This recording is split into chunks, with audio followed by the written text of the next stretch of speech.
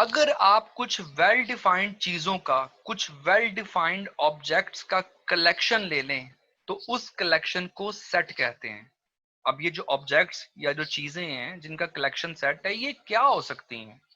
Objects can be numbers, मतलब अगर आप नंबर्स का कलेक्शन लें तो आप इसे सेट कह सकते हैं। ऑब्जेक्ट्स कैन बी लेटर्स, अगर आप लेटर्स का कलेक्शन लें आप इसे भी सेट कह सकते हैं।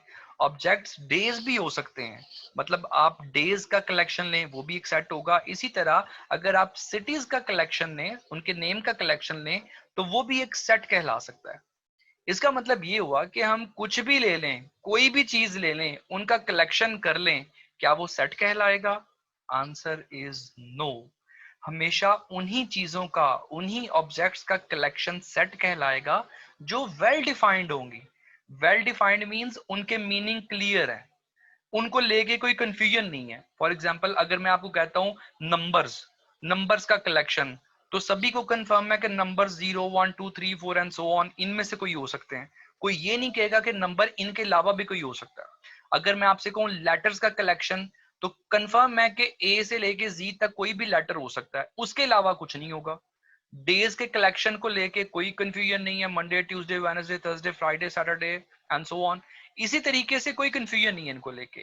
तो वो चीजें जिनके लिए कोई कंफ्यूजन है, उनका कलेक्शन सेट नहीं कहला सकता।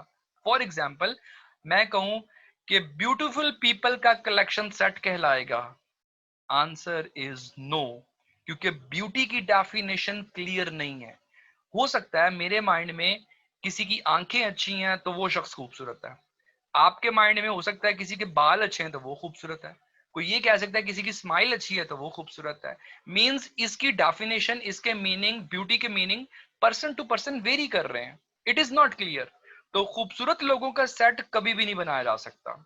इसी तरह अगर मैं आपसे कहूं इंटेलिजेंट पीपल का कलेक्शन सेट कहलाएगा, अगेन आंसर इज नो, क्योंकि intelligence person to person vary करती है।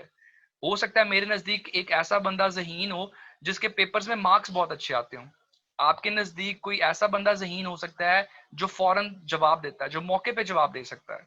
तो इंटेलिजेंस के भी जो मीनिंग है वो पर्सन टू पर्सन वेरी करते हैं। तो हमेशा उन्हीं चीजों का कलेक्शन सेट कहलाएगा जो वेल डिफाइंड है, जो क्लियर है, जिनको लेके हमारे माइंड में कोई कंफ्यूजन नहीं होता। ठीक है जी। नाउ ये जो सेट हमने बनाया, जो कलेक्शन ऑफ ऑब्जेक्ट्स बनाया, इसको रिप्रेजेंट कैसे करना है? किसी भी सेट को रिप्रेजेंट करने का पहला तरीका है डिस्क्रिप्टिव वे। डिस्क्रिप्टिव वे में क्या होता है कि जो आपने ऑब्जेक्ट्स का कलेक्शन लेना है, आप उसके बारे में डिस्क्रिप्शन देते हैं, एक स्टेटमेंट दे देते हैं। फॉर एग्जाम्पल मैंने एक statement the, set of natural numbers. अब यू आर कंफर्म कि सेट ऑफ नेचुरल नंबर्स में कोई नेचुरल नंबर्स का कलेक्शन लिया गया है, 1 2 3 4 5 6 इसी तरह के कोई नेचुरल नंबर्स होंगे, आपने उनका कलेक्शन लिया है। तो आपने एक स्टेटमेंट की फॉर्म में सेट को डिफाइन कर दिया। सेट को रिप्रेजेंट करने का दूसरा तरीका लिस्टिंग वे। इसमें क्या है कि जो ऑब्जेक्ट सेट के अंदर होंगे उनकी आप एक लिस्ट बना लेते हैं, और लिस्ट हमेशा आप करली ब्रैकेट्स के अंदर लिखते हैं, और जो उस सेट के अंदर ऑब्जेक्ट्स आएंगे वो कॉमा के जरिए सेपरेट करने हैं। For example this is listing way of natural numbers. आपने एक सेट बनाया, दिस इज अ सेट, और इस सेट के अंदर कुछ एलिमेंट्स हैं 1 2 3 4, और ये आपने ब्रैकेट्स के अंदर लिखे हैं और कॉमा के जरिए सेपरेट किए गए हैं। दिस वाज डिस्क्रिप्टिव वे, और ये एक लिस्टिंग वे है सेट को डिफाइन करने का। किसी भी सेट को डिफाइन करने का एक और तरीका है, दैट इज सेट बिल्डर वे या सेट बिल्डर नोटेशन। इसमें क्या होता है कि आप सेट के एलिमेंट्स के बारे में कोई रूल डिफाइन करते हैं कि इस सेट के अंदर किस तरह के एलिमेंट आएंगे।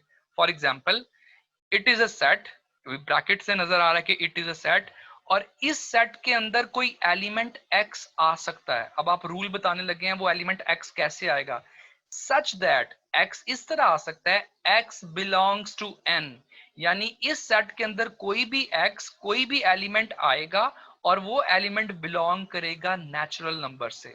इट मींस इस सेट के अंदर नेचुरल नंबर्स आएंगे। तो सेट को डिफाइन करने का तीसरा तरीका सेट बिल्डर वे। सेट को डिफाइन हम कर सकते हैं या रिप्रेजेंट कर सकते हैं वेन डायग्राम के जरिए भी। वेन डायग्राम क्या है, आपने जो सेट बनाना है वो एक सर्कल की फॉर्म में बनाना है, और जो सेट के ऑब्जेक्ट्स होंगे जिनसे मिलके सेट बना है वो आप उस सर्कल के अंदर लिख देंगे। For example like this one, ये गोल दायरा, ये सर्कल शो कर रहा है कि इट इज ए सेट, और ये 1 2 3 4 इस सेट के ऑब्जेक्ट्स हैं। उम्मीद है ये वाला कंसेप्ट आपको क्लियर होगा। ओके, अगर हमारे पास बहुत सारे स्टूडेंट्स हैं, अगर मैं कहूँ जी फलां स्टूडेंट, तो फलां स्टूडेंट कहने में प्रॉब्लम है। किसी भी शख्स को, किसी भी स्टूडेंट को आइडेंटिफाई करने का बेहतरीन तरीका है कि आप उसको उसके नाम से पुकारें। तो नेम्स रखे हुए हैं स्टूडेंट्स के, उनकी पहचान करने के लिए आप सबके नेम्स हैं, जिससे आप लोगों की आइडेंटिफिकेशन इजी हो जाती है। इसी तरह सेट तो बहुत सारे बनाए जा सकते हैं। तो सेट की आइडेंटिफिकेशन के लिए हम कैपिटल लेटर यूज कर सकते हैं। आप किसी भी सेट को नाम दे सकते हैं कैपिटल लेटर का, कोई भी कैपिटल लेटर आप रख लें, ए रख लें, बी रख लें, सी रख लें, जिससे सेट को आइडेंटिफाई करना आसान हो जाए। फॉर एग्जाम्पल मैं किसी भी सेट का नाम टी रख सकता हूं। तो आप चाहे डिस्क्रिप्टिव वे यूज कर रहे हैं, चाहे आप लिस्टिंग वे यूज कर रहे हैं, या सेट बिल्डर कर रहे हैं, या वेन डायग्राम कर रहे हैं, आप कैपिटल लेटर के जरिए रिप्रेजेंट कर सकते हैं सेट को। फॉर एग्जाम्पल अगर हम डिस्क्रिप्टिव वे यूज कर रहे हैं तो मैं कह सकता हूं set T of natural numbers. It means मैंने एक सेट टी बनाया है, कलेक्शन टी बनाया है, और उस कलेक्शन के अंदर कौन कौन से नंबर्स होंगे, नेचुरल नंबर्स होंगे। इसी तरह मैं लिस्टिंग वे जो बनाया है, मैं इसको भी डिनोट करने के लिए, रिप्रेजेंट करने के लिए कैपिटल लेटर टी यूज कर सकता हूं। तो लिखेंगे किस तरह, T is equal to this list. तो ये आपने सेट को रिप्रेजेंट कर दिया कैपिटल लेटर टी के साथ। इसी तरह अगर सेट आपने रिप्रेजेंट किया सेट बिल्डर फॉर्म के अंदर, तो आप इसको भी कैपिटल लेटर के जरिए रिप्रेजेंट कर सकते हैं, लाइक दिस वन।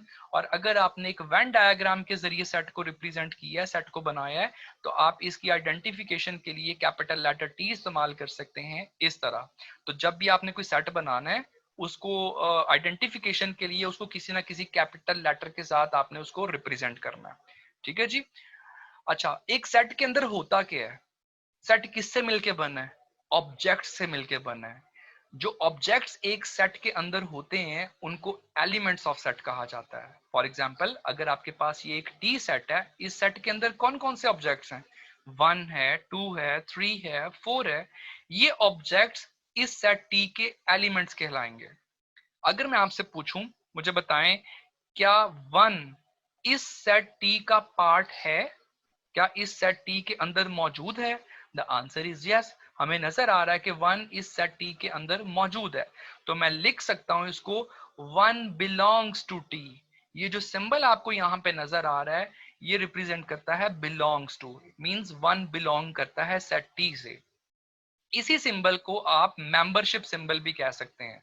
तो हम कह सकते हैं 1 is member of set T, या इसी सिंबल को आप एलिमेंट सिंबल भी कह सकते हैं। तो हम क्या फिर बोलेंगे, 1 is element of set T.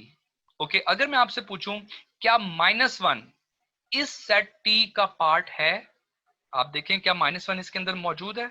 Answer is no, -1 इसके अंदर मौजूद नहीं है। तो हम इसको किस तरह लिखेंगे, -1 does not belongs to T. ये जो सिंबल आपको यहाँ पे नजर आ रहा है, it represents does not belongs to. It means -1 T से बिलोंग नहीं करता। इसी सिंबल को आप नॉट मेंबरशिप सिंबल भी कह सकते हैं। इसका मतलब है कि -1 सेट टी का मेंबर नहीं है। या इसी सिंबल को नॉट एलिमेंट सिंबल भी कह सकते हैं। इसको हम किस तरह पढ़ेंगे, -1 is not element of set T.